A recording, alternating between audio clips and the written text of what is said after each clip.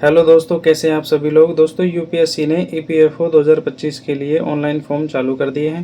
तो इस फॉर्म की क्या प्रोसेस रहेगी, क्या क्या डॉक्यूमेंट चाहिए, रजिस्ट्रेशन से लेकर प्रिंट आउट तक कंप्लीट प्रोसेस हम इस वीडियो में देखने वाले हैं। सबसे पहले आपको ऑनलाइन इसमें इसका रजिस्ट्रेशन करना है। अगर आपने रजिस्ट्रेशन कर रखा है तो आप डायरेक्ट लॉगिन कर सकते हैं, या रजिस्ट्रेशन नहीं कर रखा है तो आपको पहले रजिस्ट्रेशन करना पड़ेगा। रजिस्ट्रेशन के लिए आपके पास वैलिड ईमेल आईडी और मोबाइल नंबर जो चालू हो वो होनी चाहिए, क्योंकि इसके में जो आपके ओटीपी आएगा वो आपको सबमिट करना है। यह सबसे पहले आपको रजिस्ट्रेशन कंप्लीट करना है। उसमें आपको ईमेल आईडी भरनी है। जैसे कि आप देख सकते हैं कि वेरीफाई ईमेल आईडी, यहाँ पर आपको 2 बार ईमेल आईडी अपनी भरनी है। आप देख सकते हैं कि मैंने यहाँ पर अपनी ईमेल आईडी जो है वो फिल कर दी है। उसके बाद कैप्चा कोड करके आप गेट ओटीपी पर क्लिक करेंगे। गेट ओटीपी करने के बाद आपके पास जो ओटीपी आएगा ईमेल पे वो आपको फिल करना है और फिल करके वेरीफाई करना है। दोस्तों, अगर आप मेरे चैनल पर नए हैं तो चैनल को सब्सक्राइब कर लीजिए और वीडियो को लाइक और शेयर कर दीजिए, ताकि और भी दोस्तों को पता लगे कि ईपीएफओ 2025 के फॉर्म जो है वो चालू हो गए हैं। और जल्दी से जल्दी इसका फॉर्म भर दीजिए। दोस्तों, इसकी जो लास्ट डेट है वो भी नज़दीक ही है, तो जल्दी से जल्दी इस फॉर्म को कंप्लीट भर के और अपना जो प्रिंट आउट वो निकाल के रख लीजिए और इसकी एग्ज़ाम की अच्छे से तैयारी करिए। यहाँ से आप ओटीपी फिल करके वेरीफाई ईमेल करेंगे। ईमेल वेरीफाई होने के बाद आपको मोबाइल नंबर वेरीफाई करने हैं। यहाँ पर मोबाइल नंबर मैंने फिल कर दिए हैं। दोनों मोबाइल नंबर जो आप दोस्तों, इसमें जो आप मोबाइल नंबर आप फिल करेंगे वो आपके पास मौजूद होना चाहिए और उसमें जो एसएमएस की सर्विस है वो चालू होनी चाहिए, नहीं तो आपके पास ओटीपी नहीं आएगा। और इसमें जो आप मोबाइल नंबर फिल करेंगे उसको आप आगे भी चालू रखना है, ताकि आने वाली जो इसकी इन्फॉर्मेशन है वो आपको टाइम से मिल सके। यहाँ पर आप ओटीपी फिल करके इसको वेरीफाई मोबाइल नंबर पर क्लिक करेंगे तो मोबाइल नंबर जो है आपका वेरीफाई हो जाएगा। दोस्तों, यूपीएससी ने ईपीएफओ 2025 के लिए फॉर्म ऑनलाइन कर दिए हैं, जिसकी प्रोसेस रजिस्ट्रेशन से लेकर प्रिंट आउट तक हम इस वीडियो में देखने वाले हैं। तो वीडियो के अंत तक बने रहिए और इसमें क्या क्या डॉक्यूमेंट लगेंगे, कैसे अपलोड करना है और क्या क्या प्रोसेस रहेगी, ये सारी इस वीडियो में हम देखने वाले हैं। यहाँ पर आपको आपका जो पासवर्ड है वो जनरेट करना है। पासवर्ड का फॉर्मेट आप देख सकते हैं कि कैपिटल, स्मॉल लेटर और एक सिंबल के साथ न्यूमेरिक होने चाहिए, तभी आपका पासवर्ड जो है वो मान्य होगा। यहाँ पर आप क्रिएट पासवर्ड क्लिक करेंगे। पासवर्ड क्रिएट होने के बाद आप डायरेक्ट लॉगिन करेंगे। लॉगिन के लिए आपको मोबाइल नंबर डालना है और गेट ओटीपी पर या सेंड ओटीपी पर क्लिक करना है। तो यहाँ पर आपने कैप्चा कोड फिल करके सेंड ओटीपी पर क्लिक कर दिया है। ओटीपी आने के बाद हमको ओटीपी फिल करना है। ओटीपी फिल करते ही आप लॉगिन कर जाएंगे। यहाँ पर आपको ओटीपी फिल करके और वेरीफाई ओटीपी पे क्लिक करना है। जैसे कि आप देख सकते हैं कि मैंने यहाँ पर ओटीपी फिल कर दिया और वेरीफाई ओटीपी पर क्लिक करेंगे। देख सकते हैं कि आपका जो रजिस्ट्रेशन है वो यहाँ पर कंप्लीट हो गया। आपको यूनिवर्सल रजिस्ट्रेशन जो था वो कंप्लीट हो चुका है। अब आपको कॉमन एप्लीकेशन फॉर्म पे क्लिक करना है और आप एप्लीकेशन फॉर्म जो है वो आप स्टार्ट कर देंगे। यहाँ पर आपको अभी आपका जो प्रोफाइल है वो क्रिएट हुई है। अब आपको यूनिवर्सल रजिस्ट्रेशन करना है। यूनिवर्सल रजिस्ट्रेशन के लिए आप यहाँ पर क्लिक करेंगे इंस्ट्रक्शन पर और आप इसके पोर्टल पर डायरेक्ट लॉगिन हो जाएंगे। ये देख सकते हैं आप। यहाँ पर आपको अपनी डिटेल फिल करनी है। आपका जो नेम है, पापा का नाम है, मम्मी का नाम है, date of birth, email ID या जो कैटेगरी वगैरह है ये सारी फिल करनी है। यहाँ पर आपको फर्स्ट नेम, मिडिल नेम और लास्ट नेम फिल करना है। दोस्तों, अगर आप मेरे चैनल पर नए हैं तो चैनल को सब्सक्राइब कर लीजिए, वीडियो को लाइक करिए और शेयर करिए ज़्यादा से ज़्यादा, ताकि अपने दोस्तों को या किसी बंधु को भी पता लगे कि ईपीएफओ के फॉर्म 2025 के लिए ऑनलाइन कर दिए हैं यूपीएससी ने और वो जल्दी से जल्दी इसका फॉर्म भर सके। दोस्तों, वीडियो थोड़ी सी लंबी है क्योंकि इसका प्रोसेस जो है वो काफ़ी लेंथी है। पहले इसमें रजिस्ट्रेशन होता है, फिर यूनिवर्सल रजिस्ट्रेशन होगा, उसके बाद आप एप्लीकेशन फॉर्म फिल कर सकेंगे।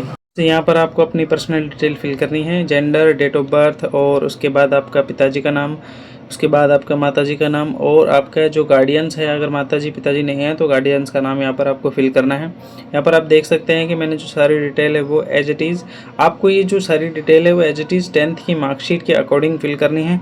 अदरवाइज़ आपको आधार कार्ड वगैरह से इसकी डिटेल कोई फिल नहीं करनी है, क्योंकि 10th की मार्कशीट की जो डिटेल है वही वैलिड मानी जाती है। अगर कोई करेक्शन या कोई मिस्टेक होती है तो आपकी जो 10th मार्कशीट की डिटेल है वही मान्य होगी। यहाँ पर आप सेव एंड नेक्स्ट कर देना है, उसके बाद आपको सबमिट कर देना है। अगर आपको एडिट करना है तो आप यहाँ पर ही एडिट कर सकते हैं। सबमिट करने के बाद आप अगले वाले पोर्टल पर या अगले वाले स्टेप पर पहुँच जाएंगे। यहाँ पर आप सबमिट कर देंगे और आप उसके बाद आप अपनी जो है वो 10th की डिटेल फिल करेंगे। दोस्तों, ये जो वीडियो है ये काफ़ी लेंथी है क्योंकि इसका जो प्रोसेस है वो भी थोड़ा सा बड़ा है। इसके जो रजिस्ट्रेशन है वो थोड़ी सी लंबी है। इसका रजिस्ट्रेशन कंप्लीट होने के बाद ही आप एप्लीकेशन फॉर्म का जो प्रोसेस है वो स्टार्ट कर सकते हैं। यहाँ पर आपको अपनी 10th की डिटेल फिल करेंगे, 10th आपने कहाँ से की, उसका रोल नंबर कब किया, उसकी परसेंटेज, ये सारी चीज़ें आपको फिल करनी है। उसका बोर्ड फिल करना है, स्टेट फिल करना है, स्टेट फिल करने के बाद आपको उसका ईयर फिल करना है, ईयर फिल करने के बाद आपको सर्टिफिकेट नंबर फिल करना है। दोस्तों ये ध्यान रखें कि रोल नंबर और सर्टिफिकेट नंबर दोनों अलग अलग चीज़ें होती हैं। रोल नंबर आपका जो 10th की मार्कशीट पे है वो अलग चीज़ होती है, और सर्टिफिकेट नंबर उसकी जो 10th की मार्कशीट है उसके ऊपर सबसे ऊपर जो है वो लिखा हुआ होता है, वही रजिस्ट्रेशन या सर्टिफिकेट नंबर होता है उसका, तो वो आपको फिल करना है। और नीचे रोल नंबर का ऑप्शन है वो भी आपको फिल करना है। उसके बाद आपको पासिंग डेट फिल करनी है, यानी कि आपका जो मार्कशीट है वो कब जारी की गई। आपकी जो पासिंग डेट है वो आपकी मार्कशीट के नीचे प्रिंट होती है, वो आपको ध्यान से देखना है और उसको फिल करना है। यहाँ से आप पासिंग डेट फिल करके, और आपका जो ग्रेड सिस्टम है तो ग्रेड सिस्टम फिल करना है, परसेंटेज फिल है तो आपको परसेंटेज का ऑप्शन चूज़ करके और आपको परसेंटेज फिल करनी है। यहाँ पर आपको ऑप्शन दिए गए हैं, यहाँ पर आप परसेंटेज फिल करके और आप यहाँ से आप परसेंटेज फिल करेंगे और इसको अपलोड कर देंगे। अपलोड करने के लिए आपको इसकी जो साइज़ है वो करीबन 50 से 300 KB के बीच रखनी है, और जो फाइल का नाम है वो आपको बोर्ड सर्टिफिकेट रखना है, बोर्ड/सर्टिफिकेट रखना है। आप ये देख सकते हैं कि मैं जो इसकी जो 10th की मार्कशीट है वो अपलोड कर रहा हूँ। यहाँ पर 10th की मार्कशीट जो है अब सक्सेसफुली अपलोड हो गई है। उसके बाद आपको सेव एंड नेक्स्ट पे क्लिक कर देना है। नीचे आएंगे, इसको टिक करके और सेव एंड नेक्स्ट पे क्लिक कर देना है। ये आप देख सकते हैं मैंने अपलोड कर दी है, और ये नेक्स्ट एंड रिव्यू, ये आप रिव्यू करके और सबमिट कर दीजिए। यहाँ से अगर आप एडिट करना चाहते हैं तो आप एडिट भी कर सकते हैं, और सबमिट करना चाहते हैं तो सबमिट कर दीजिए। उसके बाद आपको आधार कार्ड का वेरिफिकेशन करना है। आधार कार्ड में यहाँ पर आपको आधार नंबर फिल करके और कैप्चा कोड फिल करके OTP सेंड करना है। OTP सेंड होने के बाद आपको जो OTP प्राप्त होगा उसी नंबर पर प्राप्त होगा जिसमें आधार कार्ड में आपने ऐड करवा रखे हैं जो मोबाइल नंबर, उसी मोबाइल नंबर पे आपको OTP प्राप्त होगा। OTP इसमें फिल करने के बाद आप वेरीफाई OTP क्लिक करेंगे तो आपकी डिटेल जो है आधार कार्ड में जो डिटेल है वो सारी ओपन होके आ जाएगी, वो आपको वेरीफाई करनी है। अगर सही है तो सबमिट कर देना है, अगर गलत है तो आपको एडिट के ऑप्शन पे जाकर उसको चेक करना है कि इसमें क्या मिस्टेक है, और यहाँ पर वेरीफाई OTP फिल करके वेरीफाई OTP क्लिक कर देना है। दोस्तों आपके आधार कार्ड में जो OTP आता है उसमें थोड़ा सा वक्त लग सकता है, क्योंकि आधार कार्ड की साइट जो है वो थोड़ा सा स्लो चलती है, इसके कारण OTP आने में थोड़ा सा डिले हो सकता है।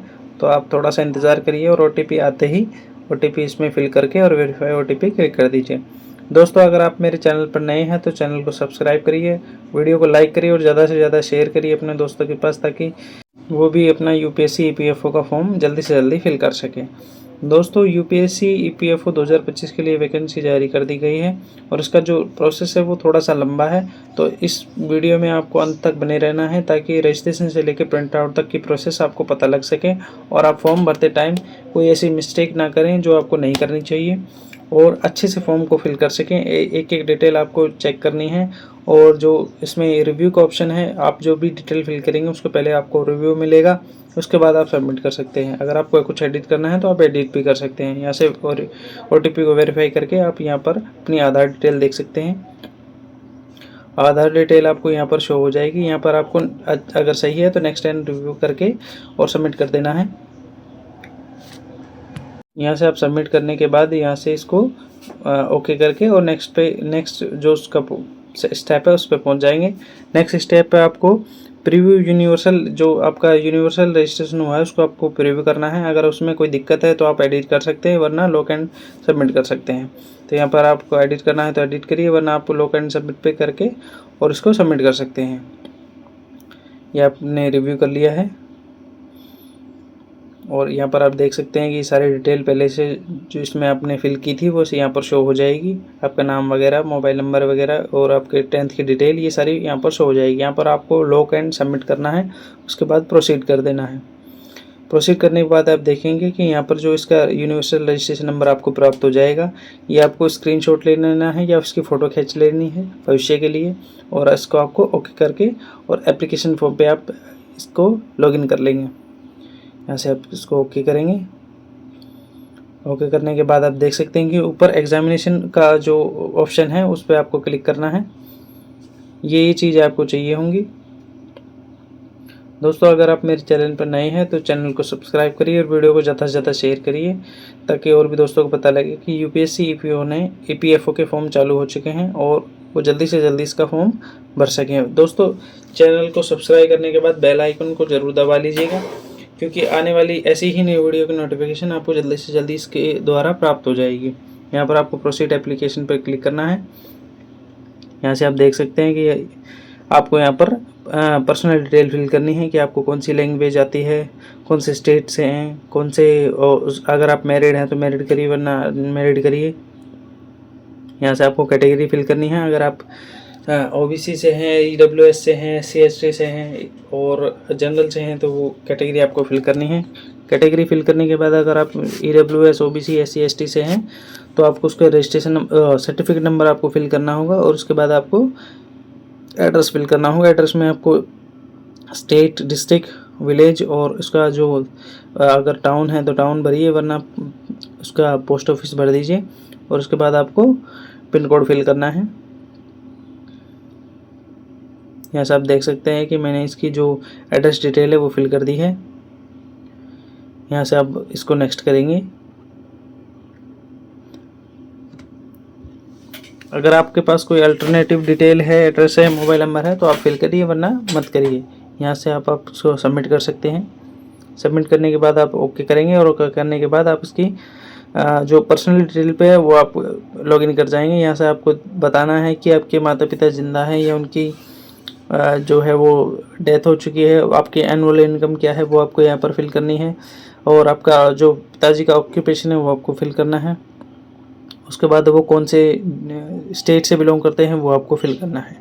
स्टेट में भी आपको डिस्ट्रिक्ट भी फिल करना होगा कि कौन से स्टेट से, कौन सी डिस्ट्रिक्ट से वो बिलोंग करते हैं। उसके बाद आपको मदर डिटेल फिल करनी है। मदर डिटेल में आप देख सकते हैं कि यहाँ पर सेम चीज़ें हैं, उनका जो नाम है वो, और वो अलाइव हैं या नहीं हैं, कौन से स्टेट से हैं, कौन से डिस्ट्रिक्ट से हैं, वो क्या करते हैं, क्या नहीं करते हैं, ये सारी चीज़ें आपको यहाँ पर फिल करनी है। ये आप देख सकते हैं। सिटीजन ऑफ इंडिया करने के बाद हम यहाँ पर स्टेट सेलेक्ट करेंगे। स्टेट सेलेक्ट करने के बाद यहाँ पर डिस्ट्रिक्ट सेलेक्ट करेंगे और नेक्स्ट एंड रिव्यू कर देंगे। यहाँ पर आप देख सकते हैं डिटेल आपकी रिव्यू कर सकते हैं। एडिट करना चाहें तो एडिट कर सकते हैं, वरना सबमिट पे क्लिक कर सकते हैं। यहाँ पर सबमिट पे क्लिक करिए और अब आप जो है वो सोशल कैटेगरी प्रोफाइल पे आप पहुँच जाएंगे।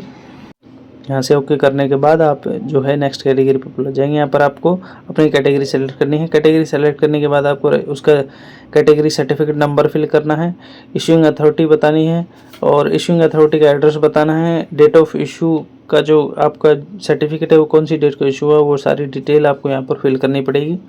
कौन से ऑफिसर ने आपको जो सर्टिफिकेट इशू किया है वो चीज़ें भी आपको यहाँ पर बतानी होगी। तो आप यहाँ देख सकते हैं कि जो कैटेगरी की डिटेल है वो आपको फिल करनी ही मैंडेटरी है। यहाँ पर आप रेड मार्क देख सकते हैं इन चीज़ों के लिए। तो ऑफिस ऑफ इशूइंग अथॉरिटी में आप जो भी आपका ऑफिस है जहाँ से आपका जो कास्ट सर्टिफिकेट या कैटेगरी सर्टिफिकेट जारी होता है वो उसका एड्रेस आप यहाँ पर फिल कर सकते हैं।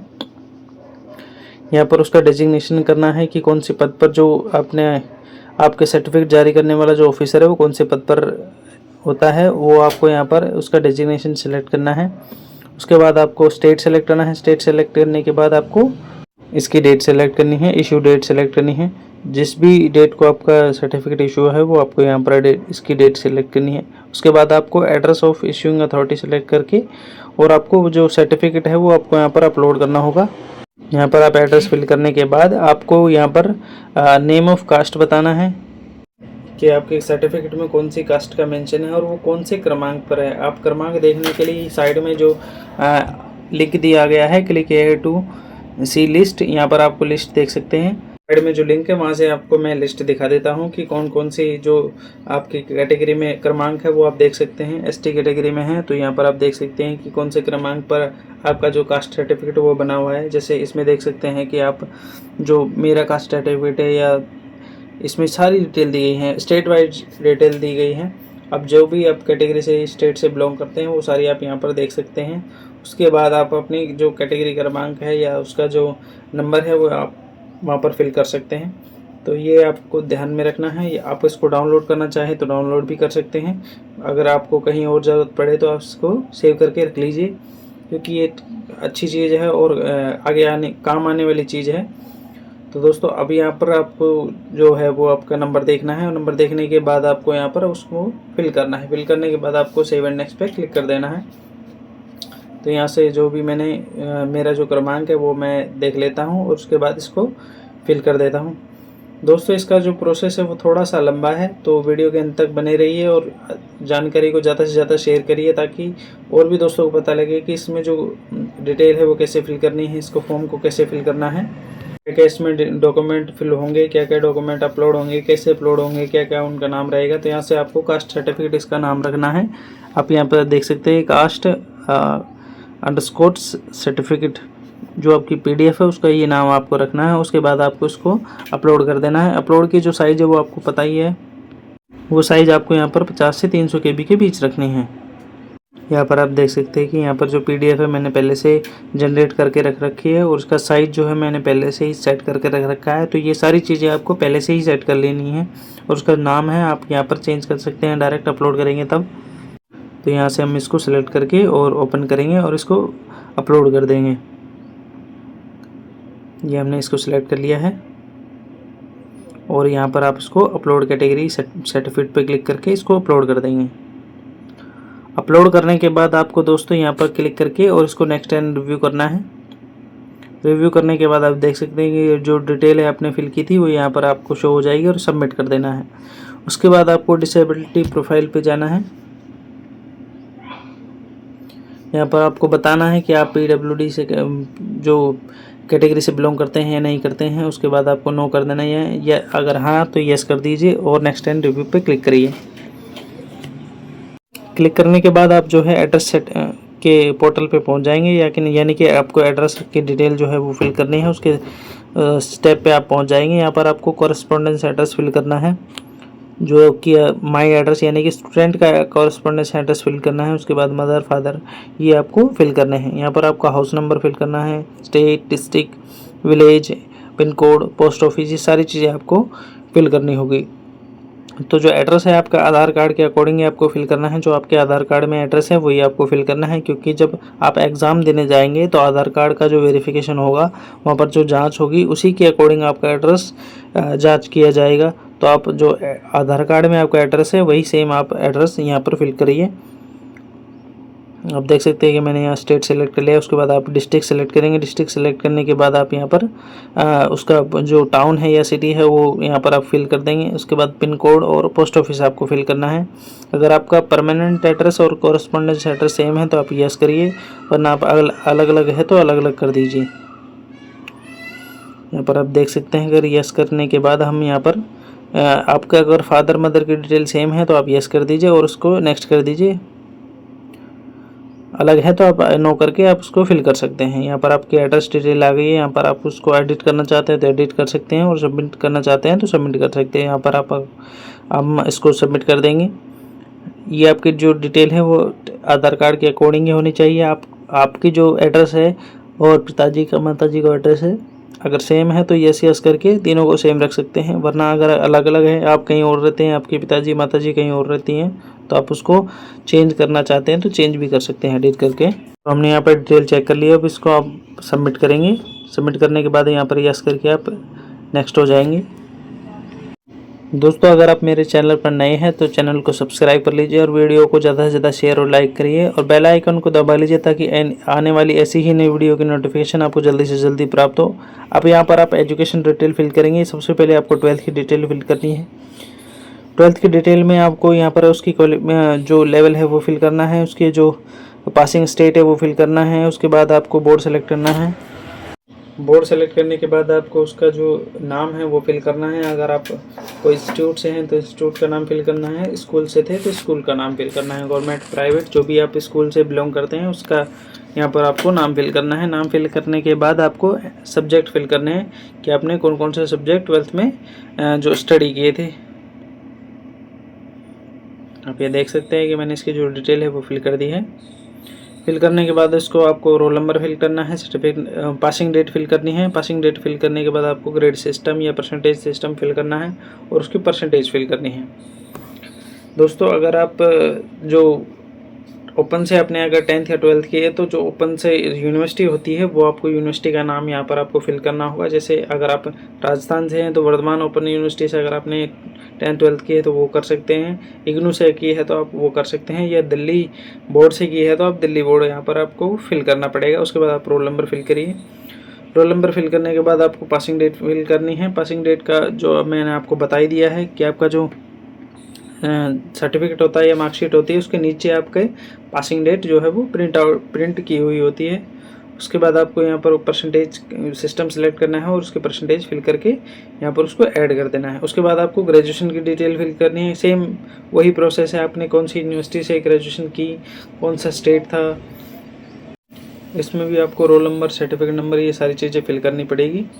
यहाँ पर आप डिटेल फिल कर दीजिए। स्टेट, डिस्ट्रिक्ट और यूनिवर्सिटी आपको फिल करनी पड़ेगी। आपके सब्जेक्ट अगर आपके बीए है तो आपको ह्यूमैनिटी सेलेक्ट करना है, बीएससी है तो आपको मैथ साइंस सेलेक्ट करना है। ये सारी चीज़ें आपको फिल करनी पड़ेगी।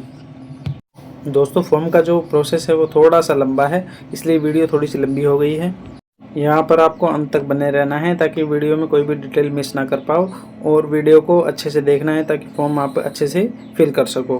दोस्तों यूपीएससी ने ईपीएफओ 2025 के लिए फॉर्म चालू कर दिए हैं, जिसकी लास्ट डेट जो है वो नज़दीकी है। तो इसको फॉर्म को जो आपको जल्दी से जल्दी फिल कर देना है, कल या परसों में इसको फिल कर दीजिए ताकि लास्ट डेट पर आपको सर्वर का इशू फेस ना करना पड़े। यहाँ पर आपको यूनिवर्सिटी सेलेक्ट करनी है। यूनिवर्सिटी का नाम आपको आप वैसे भी देख सकते हैं और आप टाइप करके भी इसको सेलेक्ट कर सकते हैं। सेलेक्ट करने के बाद आपको इसका एड्रेस फिल करना है।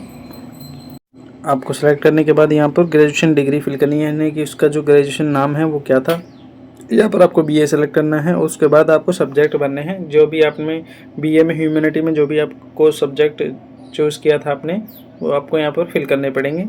और उसके बाद आपको रोल नंबर फिल करना है, पासिंग डेट फिल करनी है, वही सेम है। ग्रेड सिस्टम या परसेंटेज सिस्टम है तो वो सिलेक्ट करके और उसकी परसेंटेज फिल करके आपको ऐड कर देना है।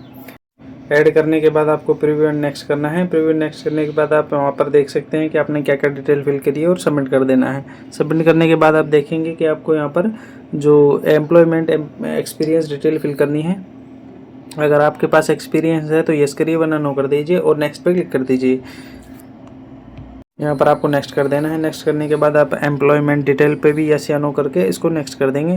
प्रीव्यू करके सबमिट कर देंगे। सबमिट करने के बाद आपको अचीवमेंट डिटेल फिल करनी है। अगर आपके पास कोई अचीवमेंट है तो वो यस करिए, वरना नो कर दीजिए। और यहाँ पर आपको अगर अचीवमेंट है तो medal, NCC certificate, sports certificate है तो आप यहाँ पर यस करके और उसको फिल कर सकते हैं, वरना नो कर दीजिए। नो करने के बाद आपको सबमिट कर देना है। नेक्स्ट एंड प्रीव्यू करके आपको सबमिट कर देना है।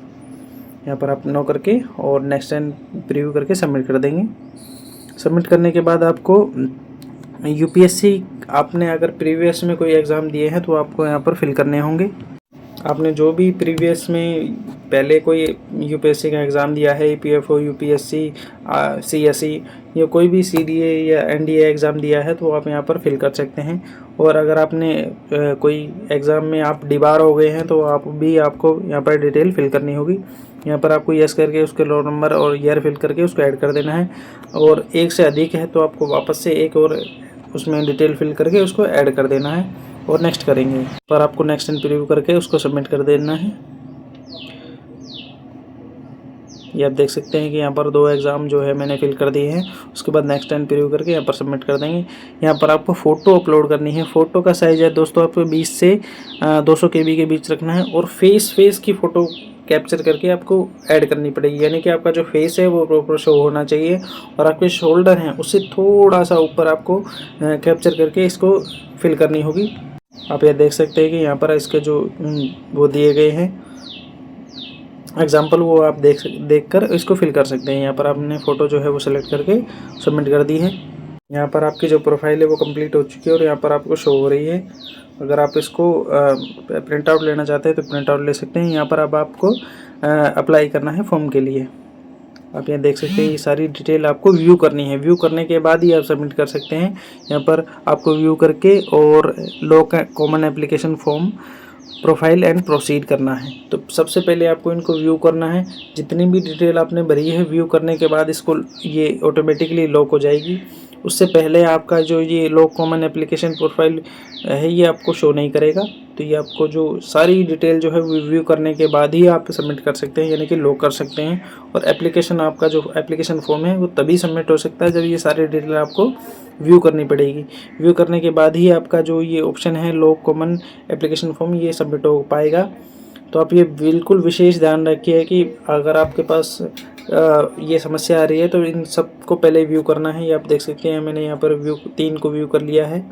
सारी डिटेल आपको व्यू एंड लॉक करनी है, तो यहाँ पर आप व्यू करेंगे तो ये ऑटोमेटिकली लॉक हो जाएगी।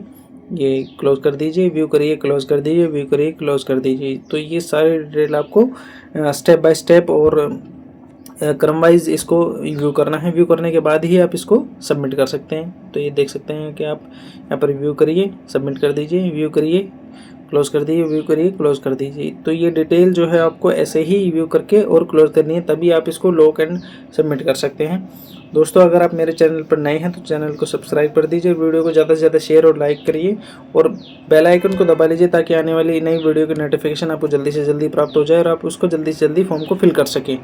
और आप फोटो प्रीव्यू करिए, उसको क्लोज कर दीजिए, सिग्नेचर प्रीव्यू करिए, उसको क्लोज कर दीजिए। और उसके बाद आप देखेंगे कि यहाँ पर आप टिक करते ही आपका लॉक कॉमन एप्लीकेशन फॉर्म का जो ऑप्शन है वो चालू हो जाएगा। यहाँ से आप उसको क्लिक करके यस कर देंगे। यस करने के बाद दोबारा यस करेंगे और आपका जो एप्लीकेशन फॉर्म है वो लगभग सबमिट हो जाएगा। यहाँ से आप देख सकते हैं यस करने के बाद या आपका जो एप्लीकेशन फॉर्म है वो यहाँ पर आपका सबमिट हो जाएगा। सबमिट होने के बाद आप यहाँ से इसको प्रीव्यू कर सकते हैं।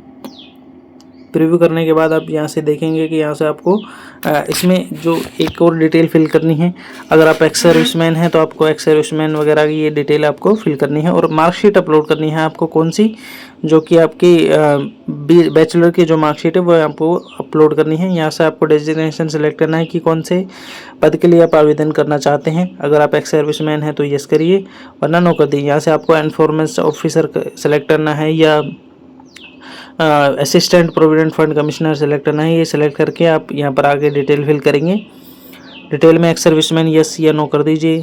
यहाँ पर आपकी क्वालिफिकेशन डिटेल फिल करनी है, उसका रोल नंबर फिल करना है, पासिंग डेट फिल करनी है, enter designation of issuing authority fill करनी है और उसके बाद उसका एड्रेस फिल करना है। और मार्कशीट जो है वो यहाँ पर आपको बैचलर की अपलोड कर देनी है।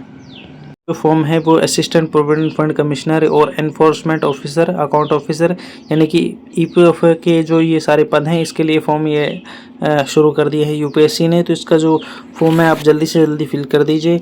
और इसकी जो फॉर्म की जो प्रोसेस है वो इस वीडियो में कंप्लीट मैं आपको बता रहा हूँ। ये लास्ट प्रिंट आउट तक आपको मैं बताऊँगा कि क्या क्या आपको फिल करना है, कैसे आपको मार्कशीट अपलोड करनी है। ये मैं आपको आगे लास्ट तक आपको इसका प्रिंट आउट निकाल के दिखाऊंगा कि कैसे आप फॉर्म को सबमिट कर सकते हैं। यहाँ से आप देख सकते हैं कि हमने मार्कशीट जो है वो सिलेक्ट कर ली है।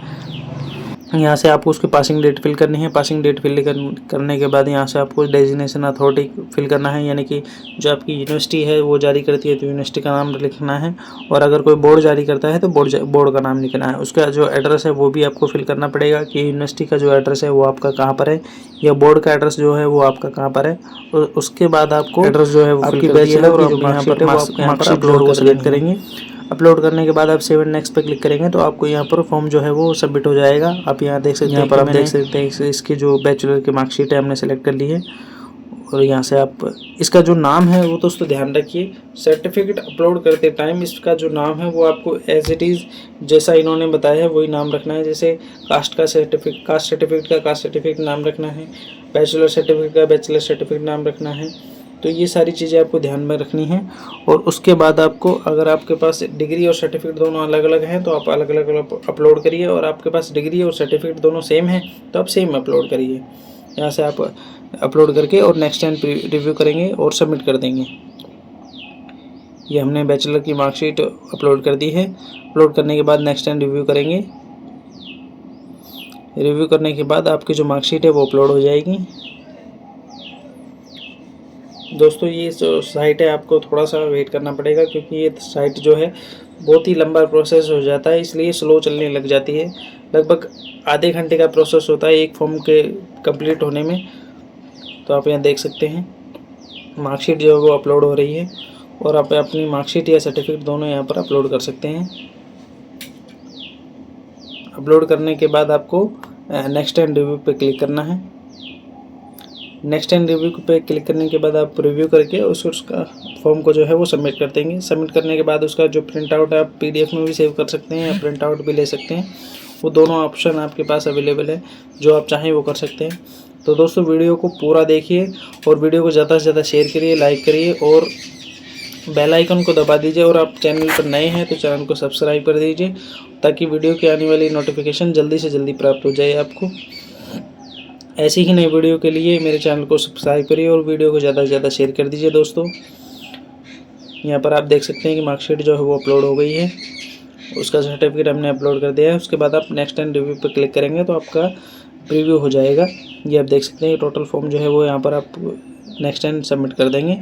सबमिट करने के बाद आपको यहाँ पर प्रिंट आउट का ऑप्शन मिलेगा, तो आप यहाँ पर प्रिंट आउट भी ले सकते हैं।